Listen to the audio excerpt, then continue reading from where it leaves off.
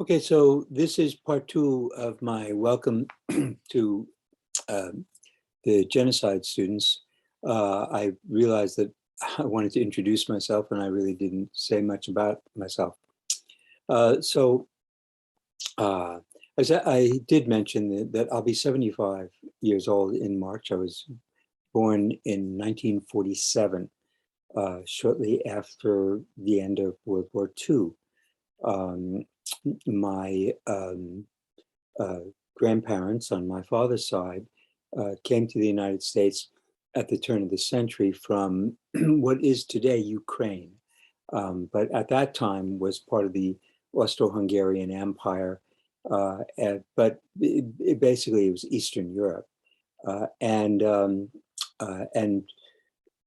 the family uh, in Eastern Europe, in Ukraine, in Bukovina is where they came from, in Bukovina, um, which was not part of, Bukovina was part of Ukraine later, but it was also part of Russia, and it was, and it just changed hands a lot. Um, and the Mailers, my family in Bukovina, was a very large family. There were a lot of Mailers, and they generally married um, within the tribe, so that my grandmother, Rachel Mehler, and my grandfather, Leib Mehler, were first cousins. And first cousin marriages of Mailers to Mailers was very common. And you see this in a lot of places in the world where you have kind of like little tribal communities. In the Middle East, all over the Bedouins, Arabs communities, these kinds of communities where you can have a village and there are two real families in the village, family A and family B, and everybody is either from one or the other. And, um, so all those people, all those thousands of Mailers in this very large uh, community were exterminated between 1942 and 1944 in a death. It was a camp, but there was no murdering facilities there. It was just a horribly freezing cold, without any hygiene, and it was called Transnistria, which is the name of a place, but it's also the name of this death camp where they all perished. The only Mailers to survive were the remnants of this large family that left before, or somehow survived. And really remnants, because I have found a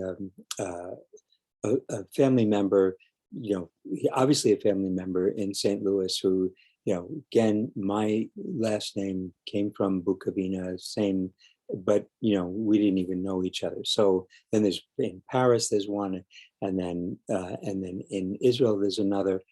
Just, I mean, little bits of a very large family, the remnants of Israel, the remnants left over from this genocide. So I was born in 1947, and I grew up in New York, in Brooklyn, New York, Hicksville, New York. And in high school I went to a Jewish parochial school, Yeshiva Chavetz Chaim. This was a very small school transplanted from Eastern Europe, from a place called Slobodka, and it was the 10 or 12 students per grade, uh, 40 or 50 students in all in one building, like a little monastery. We lived there, all boys. Classes began at 8:30 a.m. And went till 6:30 p.m. And then we ate dinner, and then we went to study hall. it was like a religious monastery. This was, and we studied all the time. And then Sunday was just another regular day. And so I went to Yeshiva Chavetz Chaim, and then from there I went to Yeshiva College. And in 1967, well, I was an undergraduate at Yeshiva College. The June 1967 war broke out in Israel, and before it broke out, this was May, and I was an undergraduate student, and I stopped going to classes. I couldn't concentrate on it, and I devoted myself entirely to helping the Jewish Agency Process volunteers who were going to Israel to help. Israel had called up their entire population, their military, and they needed volunteers who could take over civilian positions, like there's somebody to watch the kids while mom and dad were out defending the nation. So I went to Israel in 1967 with my fiance, who was later to be my wife, and I had met Helen April 15th, 1967, at this massive anti-war demonstration. 400,000 people in New York, in Central Park, and among 400,000 people, I bumped into this woman who I fell in love with, and within a month we were in Israel together. And it turns out that she had been born in Stuttgart, Germany, a DP camp, a displaced persons camp. Her parents were Polish Holocaust survivors. You'll have to excuse me for a moment because my kitty wants out.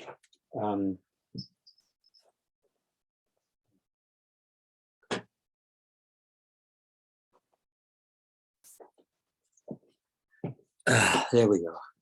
All right, 2 cats and a dog. It's a family. So she was the daughter of survivors, and that meant that I would become a family member to survivors, and a really very close witness to this family. And I learned an extraordinary, Helen's dad. These were very successful people. They had run businesses in Wrocław, Poland, when the Nazis invaded. When they got to the United States, Nat began working as a delivery boy in a supermarket. He was a supermarket delivery boy, and he learned the business, and then he opened up his own supermarket. And before you know it, by the time I met him, he was well on his way to becoming a multimillionaire, well off. And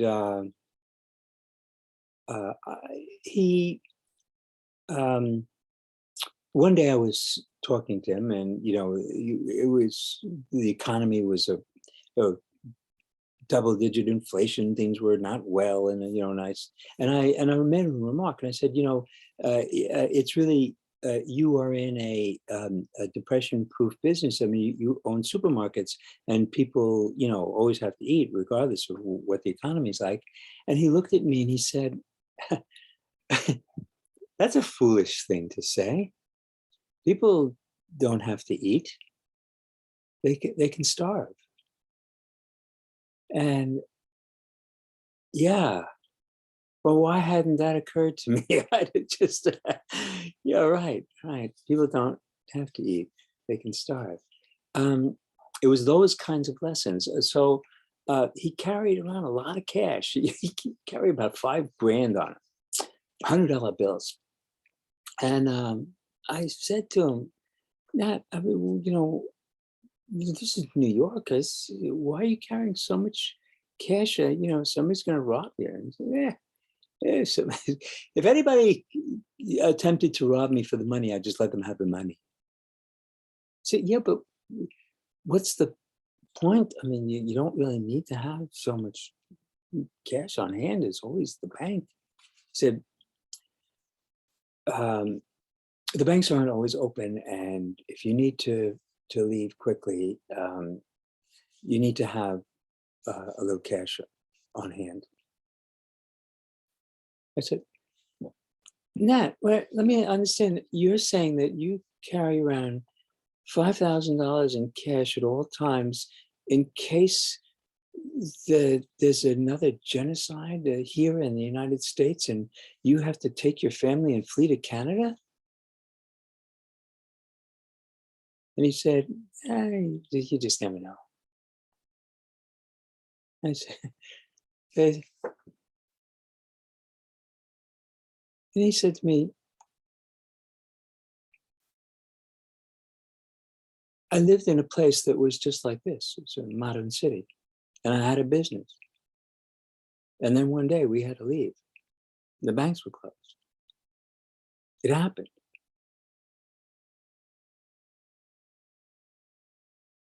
If it happened once, it can happen again.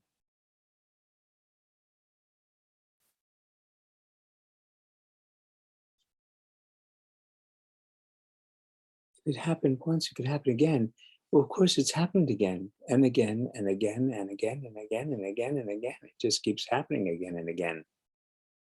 So that was my first encounter. Now, I should tell you that I grew up in Jewish New York, and I was surrounded by survivors. I had teachers who were survivors, and so I had a lot of contact, personal contact, with people who had come directly from hell. And then I naturally got interested in fighting against racism. And when my son Isaac was about 3 years old, I had this nightmare, in which he somehow got into the car, and we're on a hill, and he let off the brake, and the car is careening down the hill with him in it towards a heavily trafficked area. And somehow I'm in the middle of the heavily trafficked area, waving my arms hysterically, really hysterically, trying to stop the oncoming traffic to save the life of my son.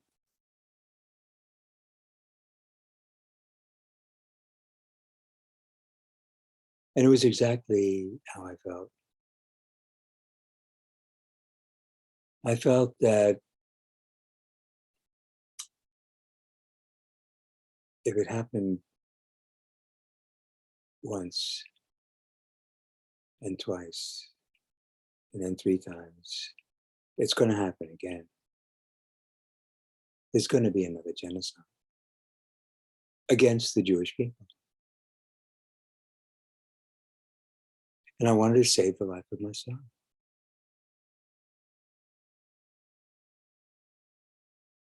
So I got interested in the topic. There were generally 2 kinds of survivors. The one survivor says not a word, will not talk about the experience. They will not talk to their children. They don't tell them anything. And then there's another type, and this was Helen's parents. They couldn't stop talking. They, her first memories of life were of the war, the family talking about the war, the war, the war, the war. And there are 2 kinds of children and people that surrounded. Some of them said, Mama, stop talking about it. I can't stand it. We're trying to eat now. I don't want to hear it. I've heard the story before. It's a horrible story. I don't want to know. I don't need to know. I don't need to know the details. I know they're terrible. And then there were people like me who just couldn't stop listening. I needed to know more. And I don't know why. Because it's just a horrible story. Why do you need to know more?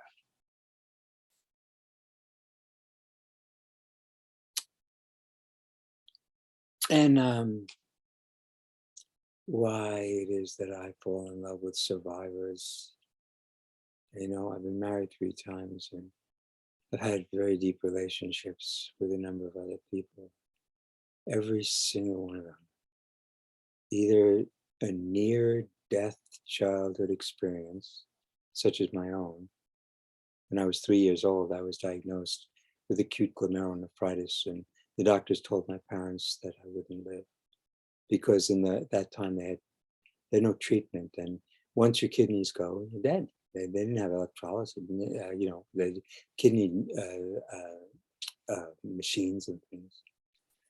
So they told my parents that this child's not going to survive. So I grew up the dead child walking. I had 5 brothers, and my father was abusive. He hit my brothers, and he never hit me. And he never hit me because I was the dead child walking. Gave me a different perspective on life. I've always seen the angel of death in Judaism. It's the Malach HaMavet, the angel of death. And I've always seen her as my guardian angel. She protects me. She protects me from illusion, from delusion, from fear. And I look forward to the day she comes. And when you grow up like that, confronted by death at a very early age, it really changes, because most young people don't think of death at all, or they don't think that they're going to die. They can't conceive of it. Anyway, so that's an introduction. There's more. Now you know a little bit about me. And I'm looking forward to learning a little bit about you.